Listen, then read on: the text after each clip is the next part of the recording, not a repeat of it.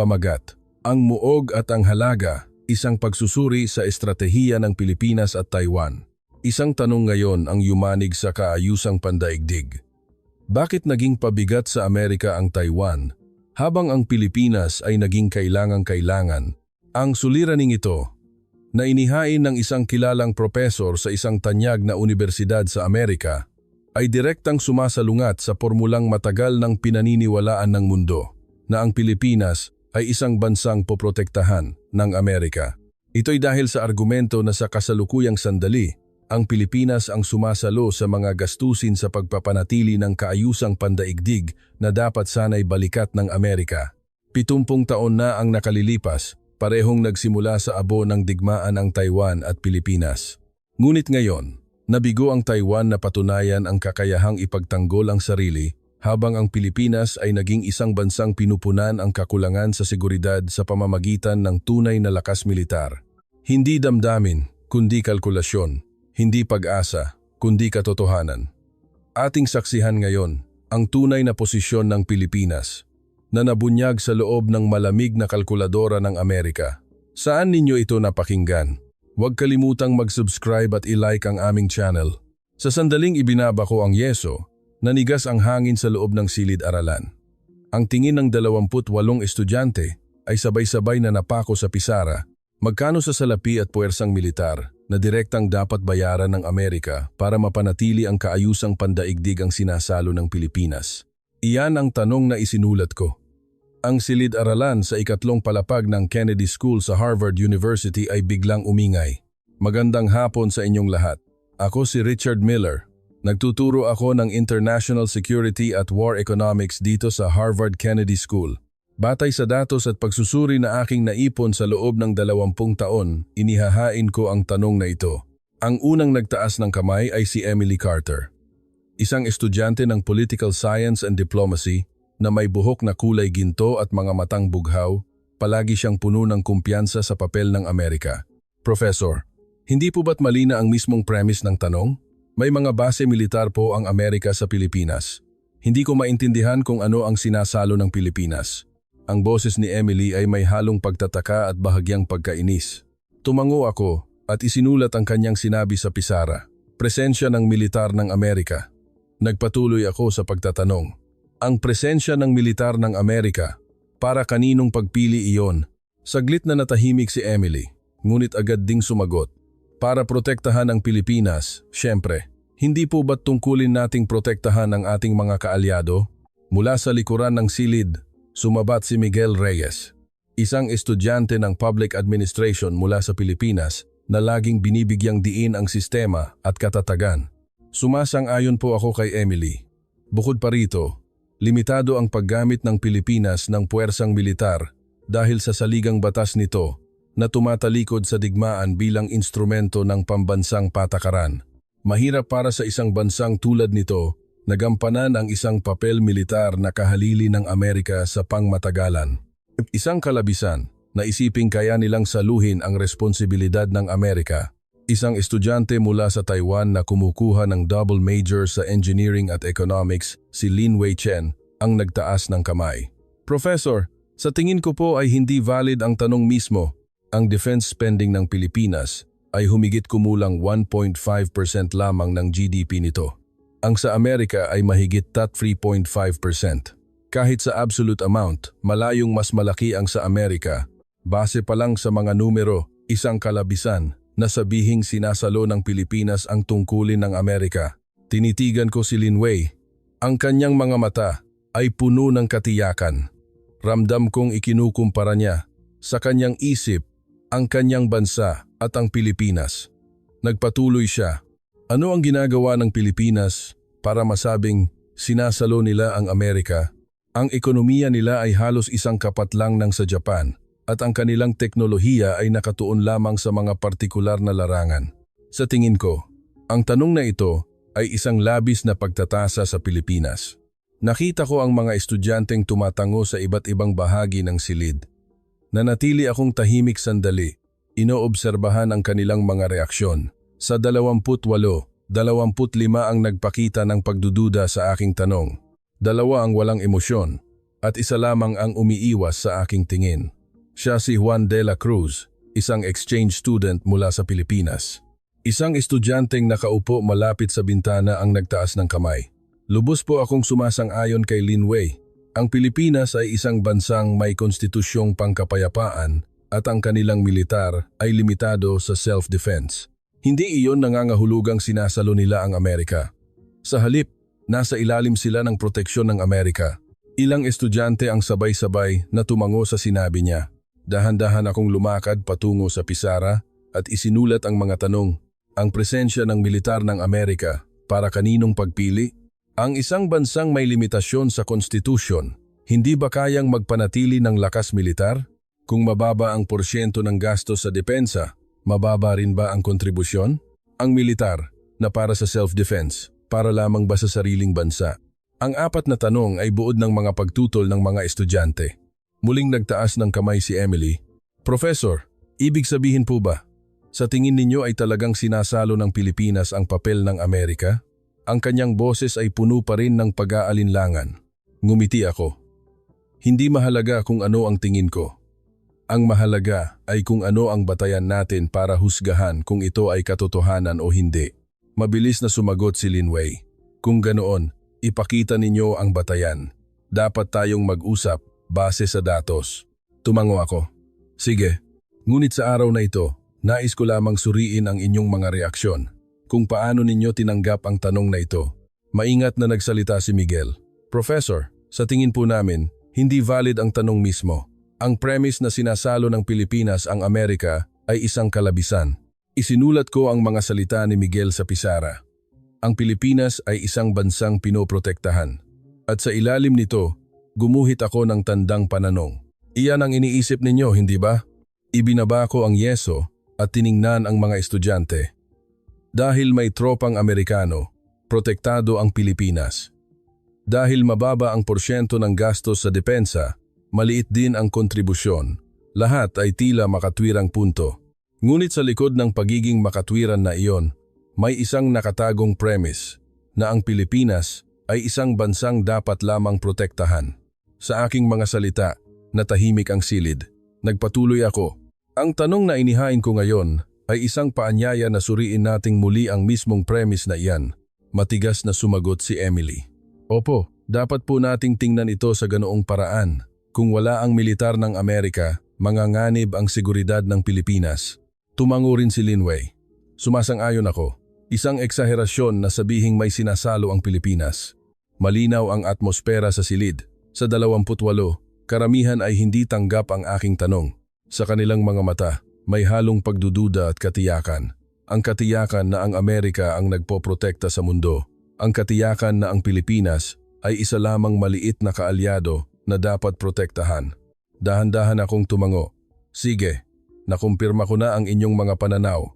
Sa susunod na pagkikita, isa-isa nating titingnan ang mga konkretong kaso. Talaga bang pinoprotektahan lamang ang Pilipinas? O mayroon ba silang ibang ginagawa? Ang mga gusaling ladrilyo ng kampus na nakikita sa labas ng bintana ay nagniningning sa sikat ng araw sa hapon.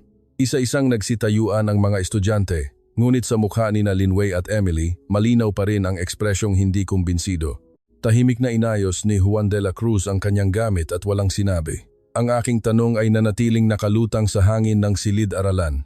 Ang tanong na iyon na kanilang tinanggihan na may binabayaran ang Pilipinas na dapat ay bayarin ng Amerika.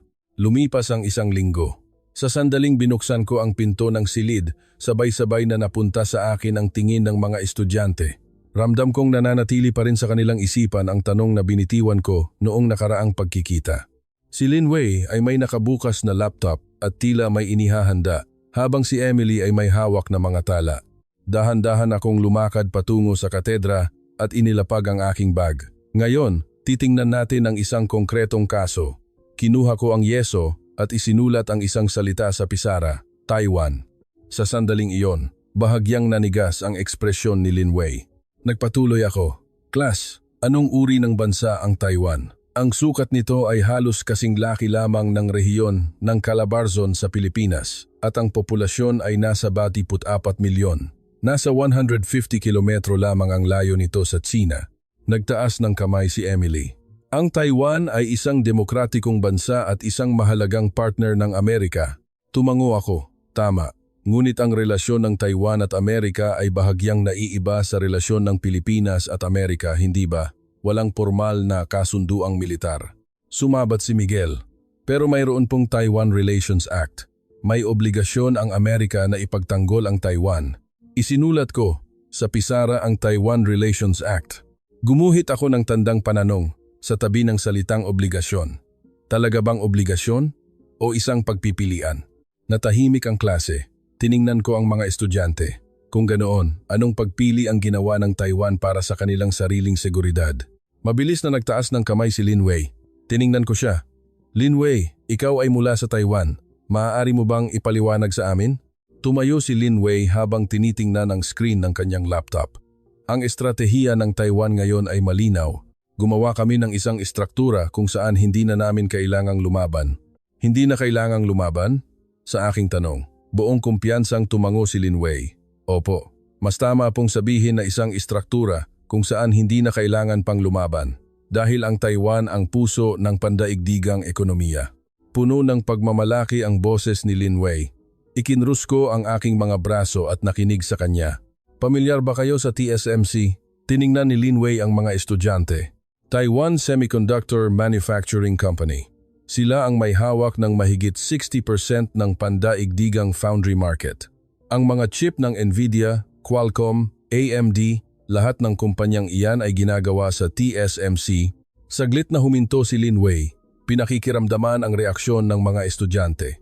Sumabat si Emily. Hindi ba't iyan ay tungkol sa lakas ekonomiya ng Taiwan at hiwalay na isyu sa seguridad? Ngumiti si Lin Wei at umiling. Hindi, iyan mismo ang seguridad. Ang mga smartphone, laptop, kotse, at maging ang mga refrigerator na ginagamit ninyo, lahat iyan ay may semiconductor at mahigit kalahati ng mga semiconductor na iyon ay gawa sa Taiwan. Isinulat ko sa pisara ang TSMC. Nagpatuloy si Lin Wei. Ano sa tingin ninyo ang mangyayari kung magkaroon ng digmaan sa Taiwan? Sa sandaling huminto ang mga pabrika ng TSMC, babagsak ang buong pandaigdigang supply chain. Hindi makakagawa ng iPhone ng Apple at kailangang itigil ng mga kumpanya ng kotse ang kanilang produksyon. Mapaparalisa ang buong ekonomiya ng mundo. Tumango si Miguel. Ibig sabihin, ang pagkakaugnay-ugnay sa ekonomiya ang nagsisiguro ng seguridad. Itinuro ni Lin Wei si Miguel. Eksakto. Tinatawag namin itong Silicon Shield. Ang mga semiconductor ang kalasag na nagpoprotekta sa Taiwan. Kung aatakihin ng Tsina ang Taiwan, babagsak din ang ekonomiya ng Tsina. Ang Amerika, Europa, Japan, lahat ng bansa ay mapipinsala. Huminto sandali si Lin Wei bago magpatuloy. Kaya napipilitang protektahan kami ng Amerika. Kung wala ang Taiwan, babagsak din ang teknolohikal na pangingibabaw ng Amerika. Ito ang estratehiya ng Taiwan. Mabuhay hindi sa pamamagitan ng lakas militar, kundi sa pamamagitan ng halaga sa ekonomiya. Nakita ko ang mga estudyanteng tumatango sa iba't ibang bahagi ng silid. Inalis ko ang pagkakakrus ng aking mga braso at lumakad patungo sa pisara. Isang kawili-wiling lohika. Ang halaga sa ekonomiya ang nagsisiguro ng seguridad. Sa aking mga salita, buong kumpiyansang sumagot si Lin Wei. Opo, pinatunayan na ito ng kasaysayan. Sa loob ng ilang dekada, tinakot ng Tsina ang Taiwan gamit ang militar, ngunit hindi sila aktwal na sumalakay. Bakit? Dahil napakalaki ng magiging pinsala sa ekonomiya. Sumang-ayon si Emily. Sumasang-ayon ako kay Lin Wei. Matalino ang estratehiyang pinili ng Taiwan. Sa halip na gumastos ng malaki sa militar, pinalakas nila ang kanilang halaga sa pamamagitan ng teknolohiya. Mas episyente iyon. Maraming estudyante ang sumang-ayon sa sinabi ni Emily at ngumiti. Isinulat ko sa pisara ang Silicon Shield at sa tabi nito, isinulat ko ang salitang halaga. Lin Wei, gaano kalaki ang gastos sa depensa ng Taiwan? Tiningnan ni Lin Wei ang kanyang laptop. Humigit kumulang 2% po ng GDP, halos doble ng sa Japan. At para saan ang gastos na iyon? Saglit na nag-isip si Lin Wei bago sumagot. Para sa pagpapanatili ng mga pangunahing sistema ng depensa. Mayroon kaming mga fighter jet at hukbong dagat. Ngunit sa totoo lang, hindi ito sapat para manalo laban sa Tsina sa isang direktang labanan. Kaya't pumili kami ng ibang paraan. Inayos ko ang sagot ni Linway sa pisara. Mataas na gastos sa depensa, limitadong lakas militar, kapalit ng mataas na halaga sa ekonomiya. At sa tabi nito, isinulat ko ang proteksyon ng Amerika. Kung gayon, ang estratehiya ng Taiwan ay lumikha ng isang istruktura kung saan napipilitang makialam ang Amerika, tama ba? Tumango si Linway. Eksakto. Binigyan namin ang Amerika ng dahilan para protektahan kami. At iyon ay ang mga semiconductor.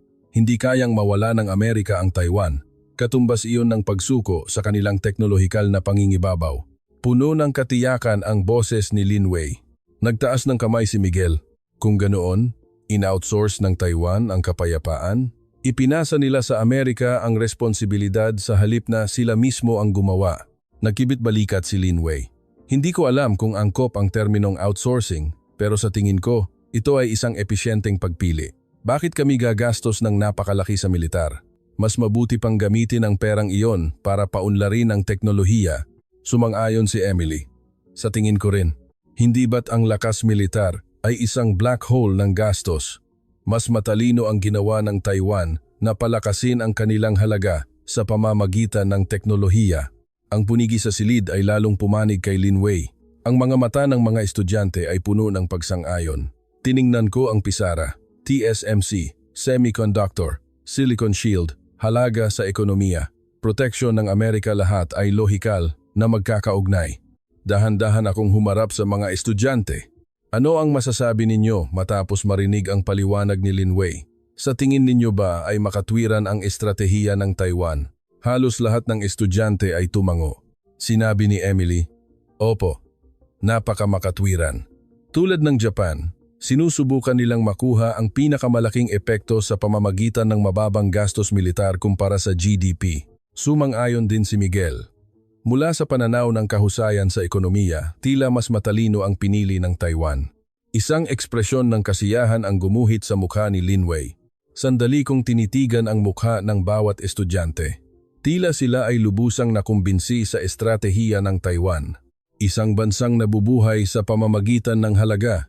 Isang bansang nag-outsource ng kapayapaan at ang paniniwala na ito ay episyente. Muli akong humarap sa pisara. Sige. Malinaw na naipaliwanag ni Linway ang estratehiya ng Taiwan. Sa aking mga salita, umupo na si Linway. Kinuha ko ang yeso at dahan-dahang binasa ang mga salitang nakasulat sa pisara. Ang halaga sa ekonomiya ang nagsisiguro ng seguridad. Ang mga semiconductor ang nagiging kalasag. Napipilitang protektahan ng Amerika ang Taiwan. Tahimik na nakinig ang mga estudyante. Lahat ay tila lohikal, hindi ba? Sa labas ng bintana, nakikita ang mga estudyanteng naglalakad sa kampus. Ang sikat ng araw ng taglagas ay tumatama sa mga gusaling ladrilyo. Ibinaba ko ang yeso at humarap sa mga estudyante. Ngayon, maghahain ako ng isang tanong. Natahimik ang silid. Si Linway at ang iba pang mga estudyante ay nakapako ang tingin sa akin. Dahan-dahan kong binuksan ang aking bibig. Sino ang magpoprotekta sa halagang iyon? Ang aking tanong ay umalingaw-ngaw sa silid. Ang ekspresyon ng mga estudyante ay biglang nanigas. Kumurap-kurap si Linway habang nakatingin sa akin. Itinigil ni Emily ang pagsusulat at napakunot noo si Miguel. Maingat na nagtaas ng kamay si Linway. "Professor, ano po ang ibig ninyong sabihin?"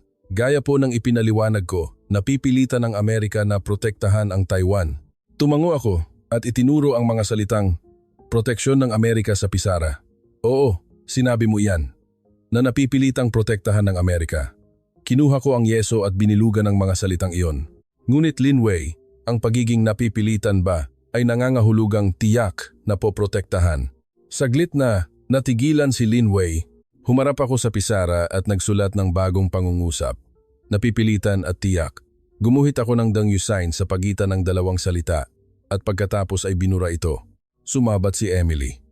Malinaw po ang halaga ng Taiwan sa ekonomiya. Kung babagsak ang TSMC, mapipinsala ang buong mundo. Kaya natural lang na makikialam ang Amerika. Tiningnan ko si Emily.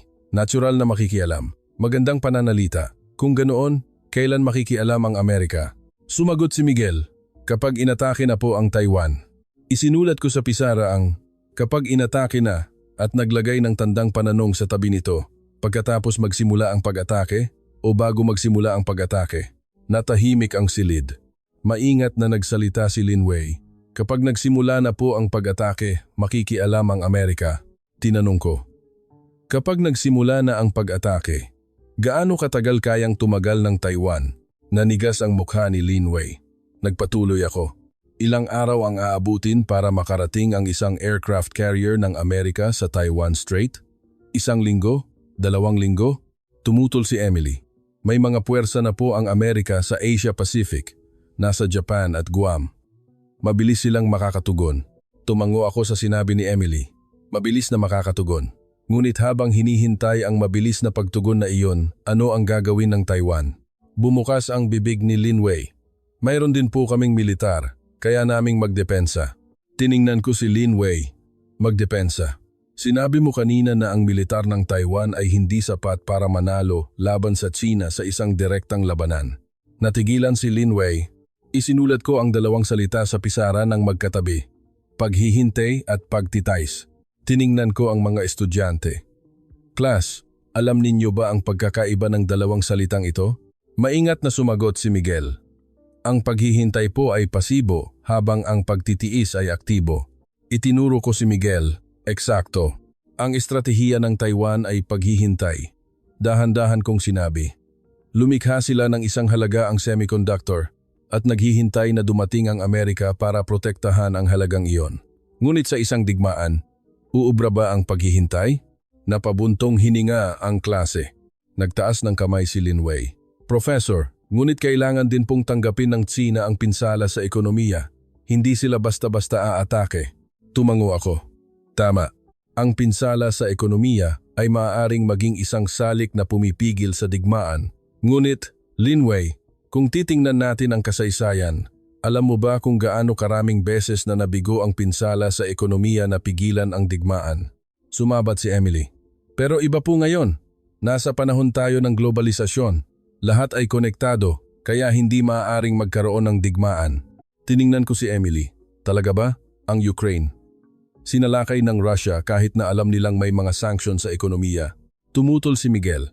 Iba po ang kasong iyon. Hindi ba't ang Taiwan ang sentro ng pandaigdigang ekonomiya? Oo, sentro ito. Ngunit Miguel, may 2 kahulugan ang pagiging sentro. Una, isang bagay na hindi dapat mawala. Pangalawa, isang bagay na kapag nakuha mo, makukuha mo ang lahat. Namutla ang mukha ni Lin Wei. Nagpatuloy ako. Isipin ninyo kung kayo ang nasa posisyon ng China, kung masakop nila ang Taiwan, makokontrol nila ang TSMC. Mahahawakan nila ang supply ng semiconductor sa buong mundo. Gaano kalakas na sandata iyon? Nanigas ang buong silid. Sumigaw si Emily. Pero hindi papayag ang Amerika na manahimik na lang. Tiningnan ko si Emily. Hindi papayag ang Amerika. Tama iyon. Ngunit kung nagsimula na ang digmaan at saka palang kikilos ang Amerika, hindi ba't huli na ang lahat? Tumutol si Lin Wei. Kaya nga po may deterrence, para hindi basta-basta kumilos ang China. Tumango ako. Deterrence, magandang salita. Ngunit Lin Wei, saan nagmumula ang deterrence? Sumagot si Lin Wei.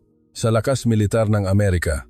Isinulat ko ang lakas militar ng Amerika at sa tabi nito, lakas militar ng Taiwan. Habang pinagkukumpara ang 2 parirala, sinabi ko, ang deterrence ay ang kakayahang magpataw ng agarang kabayaran sa sandaling umatake ang kalaban, agad. Kung darating ang militar ng Amerika pagkatapos ng 1 linggo, hindi iyon deterrence. Tiningnan ko ang mga estudyante. Ang deterrence ay dapat naririto. Ngayon din, sa mismong sandaling ito, ito ang kapangyarihang magdulot ng pinsala sa sandaling sumalakay ang kalaban. Yumuko si Miguel. Sumigaw si Lin Wei. Pero iyon po ang paraang pinili namin. Bawasan ang gastos sa militar at mamuhunan sa ekonomiya. Tinitigan ko ng diretso si Lin Wei. Oo, isang pagpili. Ngunit sino ang mananagot sa resulta ng pagpiling iyon? Natahimik si Lin Wei. Dahan-dahan akong lumakad patungo sa pisara at nagsulat ng bagong pangungusap. Maraming bansa ang may halaga. At sa ilalim nito, isa pang pangungusap. Ngunit iilan lamang ang bansang kayang protektahan ang kanilang halaga. Nagtaas ng kamay si Emily. Ibig sabihin po ba, mali ang naging pagpili ng Taiwan? Tiningnan ko si Emily.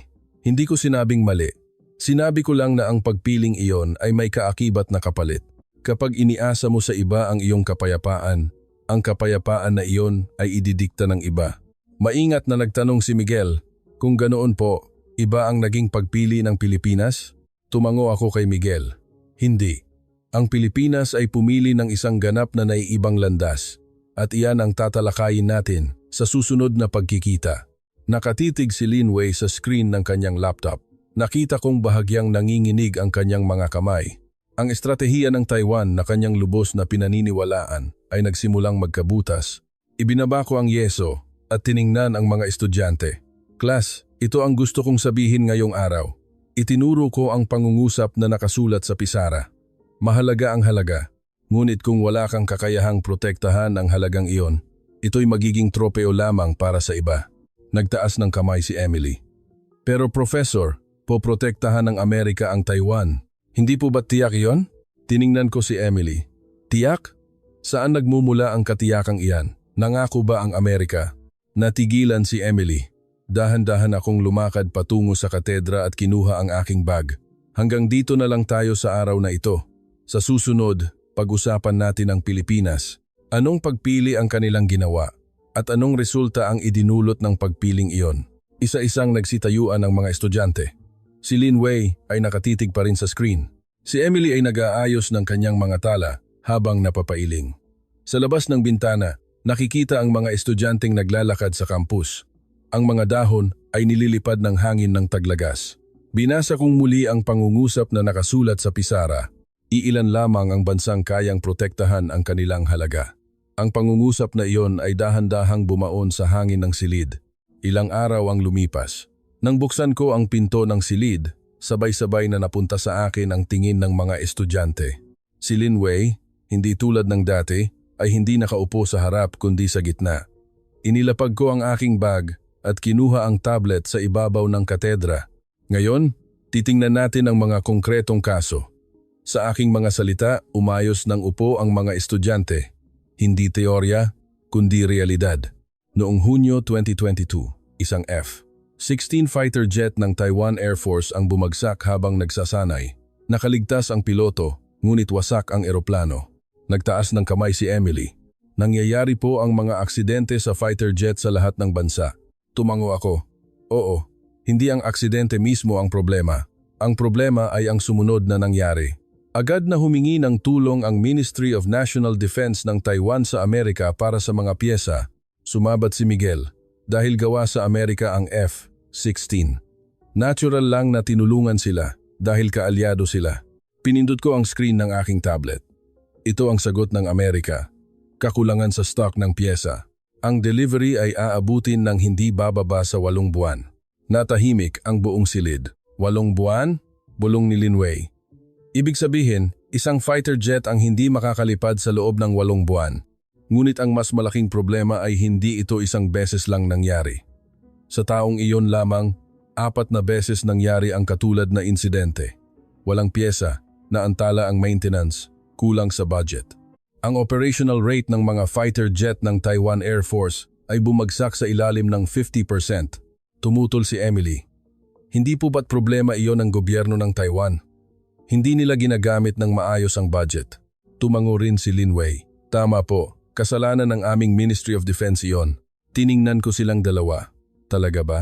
Hindi ito simpleng problema ng budget o pamamahala. Sa aking mga salita, naging seryoso ang mga mukha ng mga estudyante. Hindi kayang gumawa ng sariling fighter jet ng Taiwan. Hindi rin sila makagawa ng sarili nilang piyesa. Lahat ay inaasahan nila sa Amerika. Ngunit kapag sinabi ng Amerika na hindi pwede ngayon, walang magawa ang Taiwan. Maingat na nagtanong si Miguel. Sinasadya po bang i-delay ng Amerika? Nagkibit balikat ako. Hindi naman sinasadya, kundi isang isyu ng prioridad. Mula sa pananaw ng Amerika, mas apurahan ang tulong sa Ukraine. Ang Taiwan naman ay hindi kasalukuyang nasa digmaan. Nanigas ang mukha ni Linway. Nagpatuloy ako. Noong Agosto 2023 may mas kawili-wiling nangyari. Isang drone ng militar ng Tsina ang lumipad sa himpapawid ng isang islang kontrolado ng Taiwan, ang Kinmen. Isang maliit na isla na 10 kilometro lamang ang layo sa baybayin ng Tsina. Nagtanong si Emily. Pinabagsak po ba nila? Umiling ako. Hindi. Ang ginawa ng mga sundalong Taiwanese ay binato ang drone. Nagtawanan ang klase. Hindi makapaniwalang nagtanong si Miguel, "Bato po?" Kinumpirma ko, "Oo, bato." Nagpaliwanag kalaunan ang Ministry of National Defense ng Taiwan. Wala raw silang kagamitan para kontrahin ang maliliit na drone. Naantala raw ang pagbili dahil sa problema sa budget. Yumuko si Lin Wei at hindi nagsalita. Ngunit ang pinakamahalaga ay ang sumunod na nangyari. Tiningnan ko ang mga estudyante. Agad na humingi ng emergency aid ang gobyerno ng Taiwan sa Amerika. Drone defense systems, anti-aircraft weapons, electronic warfare equipment. Ang sagot ng Amerika ay simple. Pag-aaralan. Pag-aaralan? Ulit ni Emily. Inulit ko. At pagkatapos ng 3 buwan, sumagot ang Amerika. Inaprubahan. Ngunit ang delivery ay pagkatapos ng 2 taon. 2 taon? Sigaw ni Miguel. Sa loob ng 2 taong iyon, patuloy na lumipad ang mga drone ng Tsina. Sa aking mga salita, napabuntong hininga ang klase. Ang mga sundalong Taiwanese ay walang magawa kundi magbato o manood na lamang. Inireport ito ng media sa buong mundo at pinagtawanan ng Tsina. Nagtaas ng kamay si Lin Wei. "Professor, hindi po ba iyon ay tungkol lamang sa isang maliit na isla? Iba po ang mainland." Tiningnan ko si Lin Wei. "Iba? Paano naiiba?" Hindi makasagot si Lin Wei. "Ang Kinmen ay teritoryo ng Taiwan." Paliwanag ko. Hindi dahil maliit ay hindi na mahalaga. Sa halip, ang maliit na islang iyon ang naging testing ground. Inobserbahan ng Tsina kung paano tutugon ang Amerika at nanatiling tahimik ang Amerika. Tumutol si Emily. Pero kung aatakehin ang mainland, iba na po. Nandoon ang TSMC. Tinitigan ko ng diretso si Emily. Talaga ba? Ang mga pabrika ng TSMC ay nasa kanlurang baybayin ng Taiwan, sakop ng mga missile ng Tsina. Kung magsisimula ang digmaan, sa unang 30 minuto, maaring mawasak ang mga pabrikang iyon. Nanigas ang ekspresyon ni Emily sa aking mga salita. Bago pa man makarating ang aircraft carrier ng Amerika, tapos na ang lahat. Kung ganoon, ano ang poprotektahan ng Amerika? Ang mga guhong pabrika. Maingat na nagtanong si Miguel. Kung ganoon po, hindi kayang ipagtanggol ng Taiwan ang kanilang sarili? Tumango ako.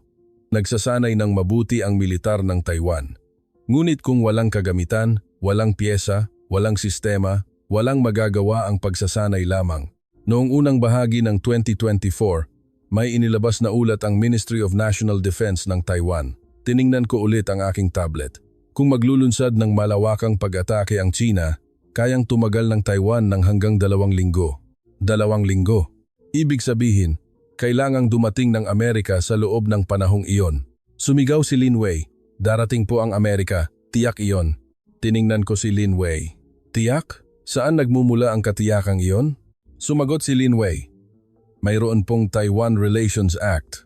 Saan sa Taiwan Relations Act nakasulat na tiyak na makikialam ang militar ng Amerika?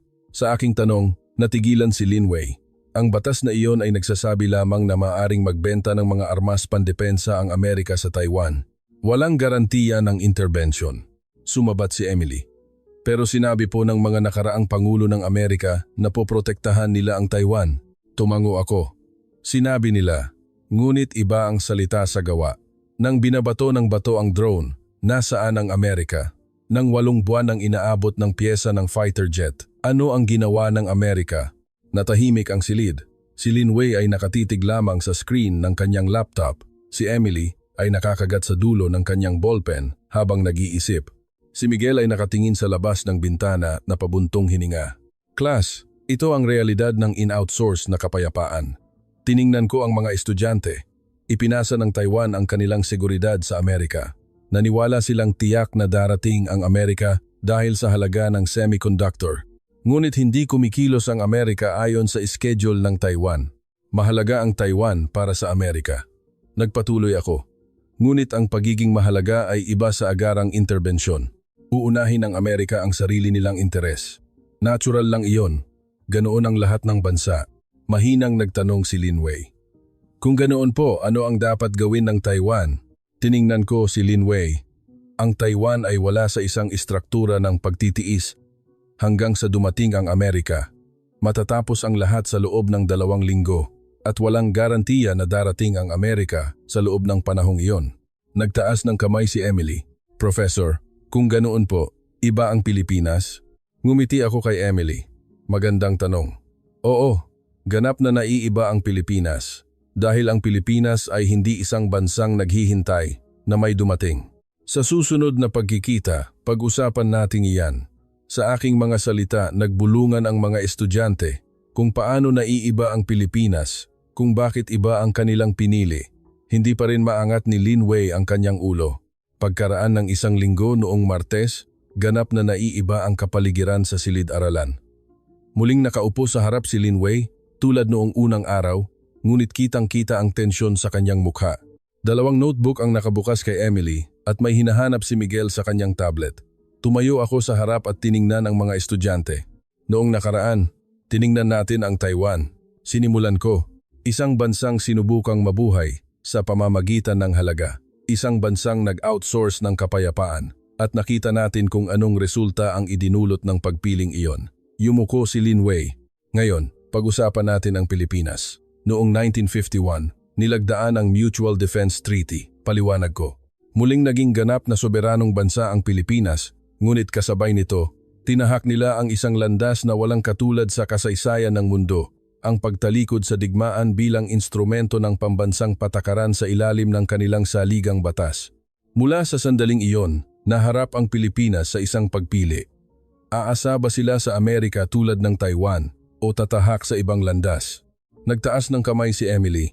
May base militar din po ang Amerika sa Pilipinas. Hindi po ba't sa huli, umasa rin sila sa Amerika? Tumango ako. Tama, nariyan pa rin ang presensya ng Amerika. Ngunit ang pinili ng Pilipinas ay hindi pag-asa, kundi paralelismo. Paralelismo? Ulit ni Miguel. Oo, ang sabay na pagkilos kasama ang puwersa ng Amerika, habang sila mismo ay naghahanda, nagpatuloy ang aking paliwanag. Itinatag ng Pilipinas ang Armed Forces of the Philippines, AFP, pagkatapos ng digmaan. Sa ilalim ng limitasyon ng saligang batas, hindi sila maaaring magkaroon ng mga sandatang opensibo at nakatuon lamang sa depensa. Ngunit ang AFP na ito ay isang propesyonal na organisasyon na may isa sa mga pinakamahusay na kasanayan at karanasan sa asymmetrical warfare sa mundo. Sumabat si Lin Wei, dahil po iyon sa mga limitasyon ng konstitusyon. Natural lang iyon. Tiningnan ko si Lin Wei. Natural? Ang Taiwan ay may banta rin mula sa China, ngunit bakit nila binawasan ang gastos sa militar at isinuko ang pagsasarili? Hindi makasagot si Lin Wei. Ang Pilipinas ay isang bansang walang conscription. Nagpatuloy ako. Sa kabila nito, ang mga miyembro ng AFP ay highly trained na mga profesional at ang kanilang kasanayan ay world class. Lalo na sa kanilang kakayahan sa coastal defense, mga bagong frigate at ang pagkuha ng mga supersonic missile tulad ng BrahMos, namuhunan sila ng malaki sa pagdevelop at pagpapanatili ng modernong kagamitan. Nagtanong si Emily, hindi po ba iyon isang pinsala sa ekonomiya? Napakamahal ng mga high-tech na armas. Tumango ako kay Emily. Oo, malaking gastos, ngunit hindi ito tinalikuran ng Pilipinas. Bakit kaya? Nagtanong si Miguel. Matapos ang sandaling katahimikan, sumagot ako. Dahil sa sandaling mayanig ang kapayapaan, tapos na ang lahat. Ang ekonomiya, ang pang-araw-araw na buhay, lahat ay magiging walang kabuluhan. Kaya't, para protektahan ang kapayapaang iyon, ibinuhos ng Pilipinas ang lahat sa pagpapalakas ng kanilang sariling kakayahan at organisasyon. Mula noong mga dekada ng 2010, hinangad ng Pilipinas na magtayo ng isang credible deterrent posture. Nagpatuloy ang aking paliwanag. Habang umaasa sa teknolohiya mula sa Amerika at ibang mga kaalyado, hindi sila naging simpleng taga-import. Aktibo nilang isinulong ang co-production at sariling pag-develop. Halimbawa, ang kanilang mga bagong frigate ay nagpapakita ng kakayahang magpatrolya sa kanilang malawak na karagatan. Tumutol si Emily. Pero wala pong offensive capability ang Pilipinas dahil sa konstitusyon. Binuksan ko ang screen ng aking tablet. Kamakailan lamang, ang Pilipinas ay nag-develop ng isang estratehiya na tinatawag na Archipelagic Coastal Defense.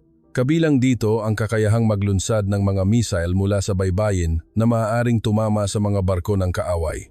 Sa esensya, ito ay isang pagpapalawak ng prinsipyo ng depensa. Ipinapakita nito na ang Pilipinas ay gumawa ng isang malaking estratehikong pagbabago mula sa paghihintay na may dumating patungo sa isang postura kung saan sila mismo ay kayang tumugon. Nagulat na nagtanong si Miguel, Archipelagic Coastal Defense? Oo, at ang pinakamahalaga sa lahat, ang kakayahang iyon ay sinusuri sa aktwal na sitwasyon. Tiningnan ko si Miguel. Ang mga barko ng Pilipinas ay patuloy na nakikipagsagupaan sa mga barko ng China sa West Philippine Sea at ang kanilang mga sundalo ay nakikipag-ugnayan sa mga joint exercises tulad ng balikatan kasama ang Amerika. Hindi sa salita, kundi sa gawa at kasanayan. Ipinapakita ng Pilipinas sa mundo ang mensahe na kung susubukan ninyo kami, magbabayad kayo. Hindi tulad ng Taiwan na umaasa na darating ang Amerika. Ang Pilipinas ay nagpapatunay na kaya naming pigilan ang unang bugso. Nagtaas ng kamay si Emily. Pero Professor, umaasa rin po ang Pilipinas sa Mutual Defense Treaty. Ano ang mangyayari kung wala ang Amerika? Tumango ako, tama iyon. Ang MDT pa rin ang pundasyon ng seguridad ng Pilipinas. Ngunit handa ang Pilipinas na lumaban ng mag-isa hanggang sa dumating ang Amerika. Ang Amerika ay hindi darating para iligtas ang Pilipinas, kundi para makipaglaban kasama nila. Ito mismo ang deterrence. Idiniin ko, kapag umatake ang kalaban, agad silang dudugo, magiging hindi mahuhulaan ang digmaan at hindi garantisado ang tagumpay. Kaya't hindi sila aatake. Ito ang lakas ng pagtitiis. Mahinang nagtanong si Linway, posible po ba talaga yon? Tinitigan ko ng diretso si Linway. Taon-taon, nagsasagawa ng malalaking joint military exercises ang AFP at ang militar ng Amerika. Ang buong gobyerno ay nagsasanay para sa mga contingency. Ito ay ginagawa nila sa loob ng 70 taon, walang palya. Alam ninyo ba kung ano ang ibig sabihin niyan? Natahimik ang klase sa aking tanong. Ibig sabihin, hindi kinalimutan ng Pilipinas ang digmaan. Naniwala ang Taiwan na magpapatuloy ang kapayapaan, ngunit inisip ng Pilipinas na maaring mangyari muli ang digmaan, kaya't naghanda sila. Maingat na nagsalita si Emily. Kung ganoon po, nais ba ng Pilipinas ang digmaan? Umiling ako. Hindi. Marahil wala ng ibang bansa na mas naghahangad ng kapayapaan kaysa sa Pilipinas. Ngunit alam ng Pilipinas na ang kapayapaan ay hindi mapapanatili sa pamamagitan ng pakiusap. Ang kapayapaan ay ipinagtatanggol ng lakas. Ang aking mga salita ay umalingaw-ngaw sa silid. Sa loob ng 70 taon, pinatunayan ng Pilipinas ang lakas na iyon. Isang modernisadong AFP, mga advanced na teknolohiya, kakayahang magdepensa sa baybayin, at isang sistema ng mabilis na pagtugon.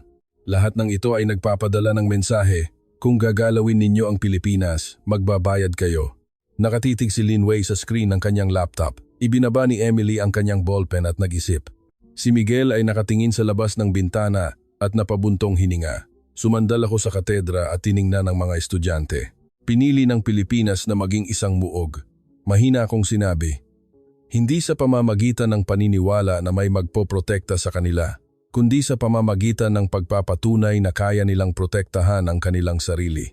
Iyan ang pagkakaiba nila sa Taiwan. Sa susunod na pagkikita, mas malalim nating titingnan ang resulta ng pagpiling ito. Tumango ang mga estudyante sa aking mga salita. Kung ano ang idinudulot ng pagtitiis at paghihintay. Noong Biyernes ng hapon, mas tahimik ang silid kaysa dati. Nakaupo na ang mga estudyante at hinihintay ang aking pagdating. Ibang-iba na ang ekspresyon ni Linway kumpara noong unang araw. Wala na ang kanyang mga matang puno ng kumpiyansa. Sa halip, isang kalmadong mukha ang nakatingin sa harap. Kinuha ko ang yeso, pagtitiis. Isinulat ko ito sa kaliwang bahagi ng pisara. At sa kanan, isinulat ko ang isa pang salita, paghihintay. Hinati ng 2 salita ang pisara.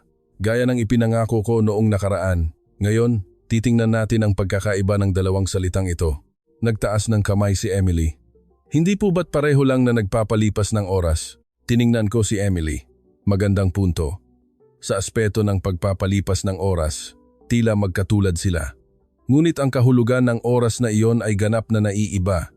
Paghihintay ay pasibo, paliwanag ko. Naniniwala kang may darating at matiyaga kang nagtitiis. Samantala, ang pagtitiis ay aktibo. Lumalaban ka, pinadudugo mo ang kalaban, at pinagbabayad mo sila. Sumabat si Miguel. Hindi po ba't pareho lang ang resulta? Basta't dumating ang tulong, ayos na. Umiling ako. Hindi. Ganap na naiiba ang resulta. Ang paghihintay ay nagbibigay ng oras sa kalaban, oras para dahan-dahang sakupin, kontrolin, at tapusin ang lahat. Tingnan natin ulit ang Taiwan. Nagpatuloy ako. Kung magsisimula ng pag-atake ang China, sinabi nilang kayang tumagal ng Taiwan ng 2 linggo.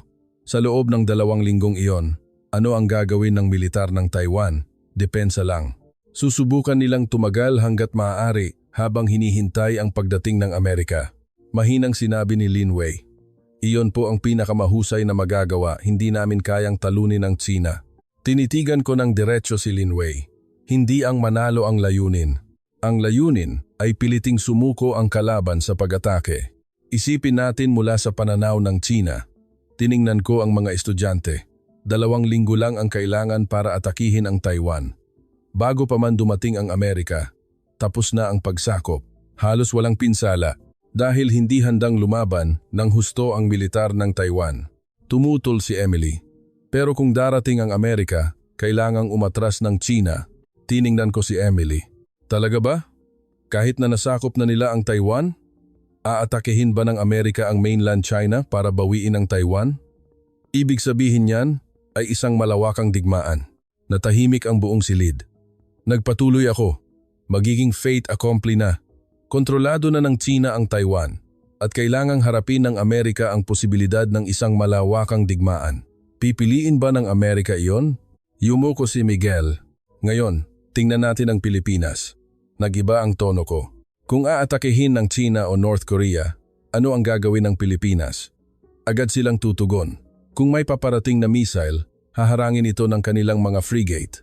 Kung may papalapit na eroplano, sasalubungin ito ng kanilang mga fighter jet. Hindi lang depensa ang gagawin ng Pilipinas. Idiniin ko, mayroon silang aktibong tugon. May kakayahan silang atakihin ang mga base ng kaaway at putulin ang kanilang supply lines. Ipinapakita nila na kung magpapatuloy ang laban, patuloy silang dudugo. Nagtanong si Lin Wei, hindi po ba't lalaki lang ang digmaan? Tiningnan ko, si Lin Wei. Iyan mismo ang punto, palakihin ang digmaan. Gawin itong hindi madaling tapusin para sa kalaban. Isipin natin mula sa pananaw ng kalaban. Nagpatuloy ako, kung aatakehin nila ang Pilipinas, matatapos ba ito sa loob ng 2 linggo? Hindi. Agad nagaganti ang AFP. Mapipinsala rin sila at hahaba ang digmaan. 1 buwan, 2 buwan, o baka ilang taon. Sa panahong iyon, darating ang Amerika at magiging hindi na kontrolado ang digmaan. Nagpatuloy ako. Ang gusto ng kalaban ay isang mabilis na tagumpay. Ngunit hindi iyon papayagan ng Pilipinas. Nagtaas ng kamay si Emily. Kung ganoon po, hindi na kailangan ng Pilipinas ang Amerika? Umiling ako. Hindi. Mahalaga pa rin ang Amerika. Ngunit kayang lumaban ng Pilipinas ng mag-isa. Hanggang sa dumating ang Amerika ay darating hindi para iligtas ang Pilipinas, kundi para makipaglaban kasama nila. Iyan mismo ang deterrence. Idiniin ko. Kapag umatake ang kalaban, agad silang dudugo. Magiging hindi mahuhulaan ang digmaan at hindi garantisado ang tagumpay, kaya't mag-aatubili silang umatake. Ito ang lakas ng pagtitiis. Maingat na nagsalita si Miguel. Kung ganoon po, walang deterrence ang Taiwan? Tiningnan ko si Miguel. Ang deterrence ng Taiwan ay nasa labas. Ang paniniwala na darating ang Amerika. Ngunit ang deterrence ng Pilipinas ay nasa loob. Ang katotohanan na ang Pilipinas mismo ay isang mapanganib na kalaban. Isinara ni Lin Wei ang kanyang laptop. Nakita kong nanginginig ang kanyang mga kamay. Sinabi ko sa kanya, Lin Wei, hindi ko sinasabing mali ang pinili ng Taiwan. Sinasabi ko lang na may limitasyon ang pagpiling iyon. Sa isang digmaan, ang paghihintay ay pagkatalo. Ang aking boses ay umalingaw-ngaw sa silid dahil ibinibigay mo sa kalaban ang oras at ang pagpili. Samantala, ang pagtitiis ay deterrence. Pinag-aatubili mo ang kalaban na umatake. Ang tingin ni Lin Wei ay napunta sa labas ng bintana. Ang kanyang mga mata ay nag-aalinlangan. Sa loob ng ilang linggo, lahat ng kanyang pinaniniwalaan ay gumuho sa harap ng tanong na ito. Tahimik na nagtanong si Emily. Professor, kung ganoon, ano ang dapat gawin ng Taiwan? Tiningnan ko si Emily. Iyan ay isang issue na dapat pagpasyahan ng Taiwan. Ngunit isang bagay ang malinaw. Ang kapayapaan ay hindi mapapanatili sa pamamagitan ng pakiusap. Tumango si Miguel. Ipinagtatanggol ito ng lakas. Ngumiti ako kay Miguel. Eksakto. At ang lakas na iyon ay hindi nagmumula sa labas, kundi nililikha mula sa loob. Ang dalawang salitang nakasulat sa pisara ay nanatiling nangingibabaw sa silid, pagtitiis at paghihintay, aktibo at pasibo, deterrence at pag-asa. Tinitigan ni Linway ang mga salitang iyon at napabuntong hininga. Class, ang seguridad ay isang isyu ng pagpili. Tiningnan ko ang mga estudyante. Ang kapalaran ng isang bansa ay nagbabago, depende sa kung anong pagpili ang gagawin nito. Ang Taiwan at Pilipinas, mula sa parehong panimula, ay tinahak ang magkaibang landas at ngayon ay nasa ganap na magkaibang lugar. Sa susunod na pagkikita, titingnan natin kung paano lumalabas ang pagkakaibang ito sa ekonomiya. Sa aking mga salita, nagbulungan ang mga estudyante. Ang pagpili sa seguridad ay nagdudulot ng resulta sa ekonomiya. Iyon ay magiging isang kawili-wiling talakayan. Noong Lunes ng umaga, may tensyon sa hangin ng silid. Tumayo ako sa harap ng katedra at tiningnan ang mga estudyante. Hanggang sa huling pagkikita, tiningnan natin ang seguridad. Sinimulan ko. Nakita natin kung anong pagpili ang ginawa ng Taiwan at Pilipinas at kung anong resulta ang idinulot ng mga pagpiling iyon. Ngayon, titingnan natin kung paano lumalabas ang mga pagpiling iyon sa ekonomiya. Nagtaas ng kamay si Emily. Magkaugnay po ba ang seguridad at ekonomiya? Tiningnan ko si Emily. Hindi lang sila magkaugnay. Nagmula sila sa iisang ugat. Ang istruktura ng ekonomiya ay nagbabago depende sa kung anong estratehiyang panseguridad ang pipiliin mo. Tingnan natin ang Taiwan. Ibinuhos nila ang lahat sa semiconductor. Ang TSMC ay halos 20% ng kanilang GDP. Isang kumpanya ang nagdadala ng isang kalima ng pambansang ekonomiya. Inangat ni Linway ang kanyang ulo ngunit walang sinabi. Ang problema ay kung anong uri ng kumpanya ang TSMC. Nagpatuloy ako, gumagawa sila ng semiconductor. Ngunit hindi nila ito ibinebenta sa ilalim ng sarili nilang brand. Ginagawa nila ang mga disenyo ng Apple, Nvidia at Qualcomm. Ito ay OEM, Original Equipment Manufacturer. Sumabat si Miguel. Pero magaling po ang kanilang teknolohiya. World class. Tumango ako. Oo, ang teknolohiya ay pinakamahusay. Ngunit sino ang nakakakuha ng halaga na nilikha ng teknolohiyang iyon? Tingnan natin ang iPhone ng Apple. Nagbigay ako ng halimbawa. Sa isang 1,000 na iPhone, magkano ang nakukuha ng TSMC? Mga 50. Ang natitirang 950 ay napupunta sa Apple. Bakit? Dahil ang brand ay Apple. Mahinang tumutol si Linway. Pero kung wala ang TSMC, hindi magagawa ang iPhone. Tiningnan ko si Linway. Tama. Ngunit kung wala ang Apple, ano ang maibebenta ng TSMC? Natahimik si Linway. Ito ang bitag ng pagiging subcontractor. Ang aking boses ay umalingaw-ngaw sa silid. Kahit gaano kagaling ang teknolohiya mo, ang hinahanap ng end consumer ay Apple, hindi TSMC. Kaya't sa negosasyon ng presyo at paghahati ng kita, laging dehado ang TSMC. Nagtaas ng kamay si Emily. Pero maganda naman po ang sahod ng mga empleyado ng TSMC. Binuksan ko ang aking tablet. Ang per capita income ng Taiwan ay nasa 30,000 titru, hindi masama. Ngunit gaano kalaki ang itinaas nito kumpara 20 taon na ang nakalilipas, halos hindi gumalaw. Nagbulungan ang mga estudyante sa aking sagot. Noong unang bahagi ng 2000s, lagpas na sila sa labing 2050, ngunit sa loob ng 12 taon, nanatili sila sa mababang labing 30,000 range. Ang teknolohiya ng semiconductor ay umunlad ng husto, ngunit ang bulsa ng mga mamamayan ay hindi. Bakit po? Tanong ni Miguel. Nagpatuloy ako sa pagpapaliwanag. Ang industriya ng subcontracting ay malaki sa sukat, ngunit manipis ang kita. Kung bababaan ng Apple ang presyo, kailangang sumunod ng TSMC. Kung mag-aalok ng mas mura ang karibal nilang Samsung, kailangang magbaba rin ng presyo ang TSMC. Ang pressure na iyon ay direktang napupunta sa mga manggagawa. Ang sahod ay hindi tumataas, ang trabaho ay nagiging mas mahirap at ang mga benepisyo ay hindi gumaganda. Kahit gaano kalaki ang kitain ng kumpanya, hindi bumabalik sa mga mamamayan ang perang iyon. Namutla ang mukha ni Linway. Nagpatuloy ako. Bukod pa rito, all-in ang Taiwan sa semiconductor. Ang ibang industriya ay medyo mahina. Walang malaking industriya ng kotse, paggawa ng barko, o mabibigat na pagmamanupaktura. Ito ang panganib ng pag-asa sa iisang industriya. Bulong ni Emily, monoculture. Tumango ako kay Emily. Eksakto. Kung mayanig ang merkado ng semiconductor, mayayanig ang buong ekonomiya ng Taiwan. Natatandaan ninyo ba kung gaano kalaki ang pinsala sa ekonomiya ng Taiwan noong semiconductor bust noong 2008? Ngayon, tingnan natin ang Japan bilang isang halimbawa. Nag-iba ang tono ko. Ang per capita income ng Japan ay lagpas sa laban 40,000, mas mataas kaysa sa Taiwan. Ngunit ang mas mahalaga ay ang matatag na pagpapanatili nito sa mataas na antas. Gumagawa rin ng semiconductor ang Japan. Ngunit ano ang ibinebenta ng Toyota? Ang sarili nilang brand. Gumagamit sila ng semiconductor. Ngunit gumagawa rin sila ng final product. Sony, Nintendo lahat ay sariling brand. Nagtanong si Miguel, bakit po iyon mahalaga? Tiningnan ko si Miguel. Ang Toyota ay Toyota, isang produktong direktang hinahanap ng mga consumer. Kaya't ang Toyota ang nagtatakda ng sarili nilang presyo.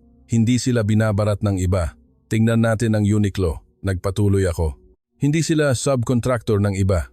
Gumagawa sila ng sarili nilang damit at ibinebenta sa ilalim ng sarili nilang pangalan.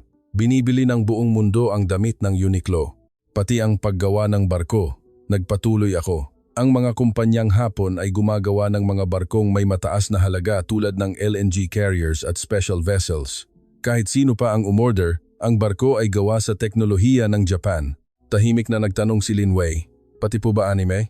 Tiningnan ko si Lin Wei. Oo, anime, manga, games, One Piece, Pokemon, The Legend of Zelda, lahat ay brand ng Japan. Nagbabayad ang mga tao sa buong mundo para sa content ng Japan. Alam ninyo ba kung ano ang ibig sabihin niyan? Natahimik ang klase sa aking tanong. Ang Japan ay hindi naging subcontractor. Lumikha sila ng brand. Ginawa nilang direktang hanapin ng mga consumer sa mundo ang Japan. Ang kapangyarihan ng brand ay napakalaki. Idiniin ko. Ang presyo ng Toyota ay itinakda ng Toyota. Ang presyo ng Sony ay itinakda ng Sony. Hindi sila binabarat ng iba. At ang kitang iyon ay bumabalik sa mga mamamayan. Ang sahod ng mga empleyado ng Toyota, mga engineer ng Sony, mga staff ng produksyon ng anime, tumaas ito. Ang perang iyon ay napupunta sa pagkonsumo at lumalago ang ekonomiya. Nagtaas ng kamay si Lin Wei. Pero hindi po ba't mataas din ang export dependency ng Japan? Tumango ako. Oo, ngunit may pagkakaiba sa Taiwan. Ang Taiwan ay umaasa sa iisang produkto, iisang industriya. Ang Japan ay may iba't ibang industriya. Kung mahina ang semiconductor, mayroon silang kotse. Kung mahina ang kotse, mayroon silang content. Kung mahina ang content, mayroon silang precision machinery. Diversified sila. Tumango si Miguel. May portfolio sila. Eksakto. Itinuro ko si Miguel. At lahat ng industriyang iyon ay may sariling brand. Isang istruktura kung saan sila mismo ang nagtatakda ng presyo, hindi bilang subcontractor ng iba. Class, ito ang resulta ng pagpili sa seguridad. Ang aking boses ay umalingaw-ngaw sa silid. Pinili ng Japan na protektahan ang kanilang sarili para doon kailangan nila ng pera, kailangan nilang gumawa ng armas, panatilihin ang kanilang self-defense forces at mag-develop ng teknolohiya. Sa prosesong iyon, natuto ang Japan. Nagpatuloy ako, ang kakayahang gumawa para sa sarili. Kung kaya mong gumawa ng submarine, kaya mo ring gumawa ng advanced na barko. Kung kaya mong gumawa ng fighter jet, kaya mo ring gumawa ng precision machinery. Hindi kayang payamanin ng isang bansang subcontractor ang kanyang mga mamamayan. Ang aking mga salita ay bumalot sa silid. Kahit gaano kagaling ang teknolohiya mo, kung ang huling halaga ay napupunta sa iba, hindi mapupuno ang bulsa ng mga mamamayan. Tanging ang bansang may brand ang makalilikha ng tunay na yaman. Yumuko si Lin Wei. Ibinaba ni Emily ang kanyang ballpen at nag-isip. May isinusulat si Miguel sa kanyang tablet. Naging mabigat ang hangin sa silid. Ang susunod na pagkikita ang ating huli. Tiningnan ko ang mga estudyante. Pag-iisa-isahin natin ang lahat ng ating nakita kung ano ang ibig sabihin ng kinatatayuan ngayon ng Taiwan at Pilipinas. Dahan-dahang nagsitayuan ang mga estudyante. Si Lin Wei ang huling tumayo, nakatulala sa pisara. Sa labas ng bintana, umuulan ang ulan ng taglamig. Biyernes ng hapon, ang huling klase. Mas tahimik ang silid kaysa dati. Bumalik si Linway sa harap na upuan, ngunit wala na ang kumpiyansa mula sa unang araw. Sa loob ng ilang linggo, nagsama-sama tayo sa isang mahabang paglalakbay. Sinimulan ko. Natatandaan ninyo ba ang unang tanong na inihain ko? Ang tanong na may binabayaran ng Pilipinas na dapat ay bayarin ng Amerika. Tumango ang mga estudyante. Si Linway ay nakatingin sa screen ng kanyang laptop. Lahat kayo ay tumutol sa tanong na iyon. Ilang estudyante ang ngumiti sa aking sinabi. May tropang Amerikano, may limitasyon sa konstitusyon ang Pilipinas at mababa ang porsyento ng gastos sa depensa. Kaya't ang Pilipinas ay isa lamang bansang nasa ilalim ng proteksyon ng Amerika. Bahagyang ngumiti si Emily at yumuko. At pagkatapos, tiningnan natin ang Taiwan. Nagpatuloy ako, isang bansang naging puso ng pandaigdigang ekonomiya dahil sa semiconductor. Isang bansang sinubukang protektahan ang kapayapaan gamit ang Silicon Shield. Ang estratehiyang iyon na buong pagmamalaking ipinaliwanag ni Linway. Nanigas ang mukha ni Linway. Tiningnan ko siya at mahinang sinabi, Linway, ang iyong paliwanag ay lohikal. Ang paniniwala na ang halaga sa ekonomiya ay nagsisiguro ng seguridad, ang katiyakan na napipilitang protektahan ng Amerika ang Taiwan lahat ay tila makatwiran. Ngunit nakita rin natin ang kabilang panig. Ang aking boses ay umalingaw-ngaw sa silid. Ang realidad na 8 buwan ang inaabot ng piyesa ng fighter jet, ang mga sundalong nagbabato ng bato sa drone, ang malamig na pag-aaral ng Amerika kung paano gumagana sa totoong buhay ang in-outsource na kapayapaan. Nagtaas ng kamay si Miguel. Professor, kung ganoon po, mali ba ang naging pagpili ng Taiwan? Umiling ako. Hindi sa mali. Ngunit may limitasyon ang pagpiling iyon. Ang pagkakaroon ng halaga ay iba sa pagkakaroon ng kakayahang protektahan ang halagang iyon. At pagkatapos, tiningnan natin ang Pilipinas. Nagpatuloy ako. Isang bansang pumili ng ibang landas mula sa parehong panimula. Isang modernisadong AFP, sariling pagdevelop ng teknolohiya, kakayahang magdepensa sa baybayin, at isang sistema ng mabilis na pagtugon.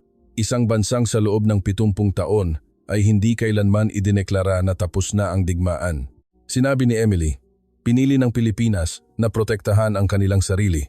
Tumango ako kay Emily, eksakto. Hindi dahil hindi sila nagtitiwala sa Amerika. Naghanda lang sila na magtiis at lumaban ng mag-isa hanggang sa dumating ang Amerika. At ang pagkakaibang iyon ay lumabas din sa ekonomiya. Nanatiling subcontractor ang Taiwan habang ang Japan ay lumikha ng brand. Gumagawa ang TSMC para sa Apple, ngunit nagbebenta ang Toyota ng sarili nilang kotse. Ang pagkakaibang ito ang lumikha ng pagkakaiba sa pambansang kita.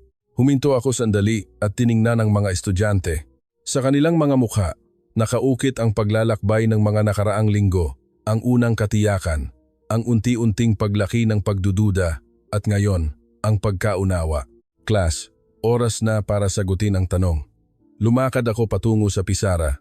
Ano ang binabayaran ng Pilipinas para sa Amerika? Natahimik ang buong silid. Ang gastos, ang aking sagot ay umalingaw-ngaw. Ang gastos sa pagpapanatili ng isang modernong AFP. Ang gastos sa pagsasaliksik at pagdevelop ng mga modernong armas. Ang gastos sa lipunan sa pagpapanatili ng isang sistema para sa mga contingency. Lahat ng ito ang binabayaran ng Pilipinas. Kung wala ang Pilipinas, ano ang mangyayari? Nag-isip ang mga estudyante sa aking tanong. Ang China ay mas malayang makakapasok sa karagatang Pasipiko. Ang North Korea ay mas malayang makakapagpakalat ng kanilang mga missile. Kailangang mag-deploy ng mas maraming tropa ang Amerika sa Asya. Ang gastos na iyon ang sinasalo ng Pilipinas. Sa aking mga salita, inangat ni Linway ang kanyang ulo. Sa loob ng 70 taon, sa pamamagitan ng pagiging isang matatag na muog sa ilalim ng isang konstitusyong pangkapayapaan, hindi na kailangang bayaran ng Amerika ang gastos na iyon. Maingat na nagtanong si Emily. Kung ganoon po, ang Taiwan, tiningnan ko si Emily. In-outsource ng Taiwan ang gastos na iyon. Ipinasa nila sa Amerika na may kasamang price tag na semiconductor.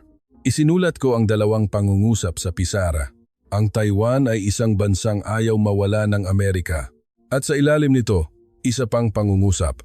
Ngunit ang Pilipinas ay isang bansang hindi kayang mawala ng Amerika. Naiintindihan ninyo ba ang pagkakaiba ng ayaw mawala at hindi kayang mawala? Napabuntong hininga ang klase sa aking tanong. Ayaw mawala ay isang issue ng pagpili. Depende sa sitwasyon, maaari mo itong isuko. Ngunit ang hindi kayang mawala ay isang issue ng kaligtasan. Kung isusuko mo ito, babagsak ang buong sistema. Kung mawala ang Taiwan, mapipinsala ang Amerika. Paliwanag ko. Matitigil ang supply ng semiconductor, mayayanig ang kanilang teknolohikal na pangingibabaw, malaki ang pinsala sa ekonomiya. Ngunit makakaligtas ang Amerika.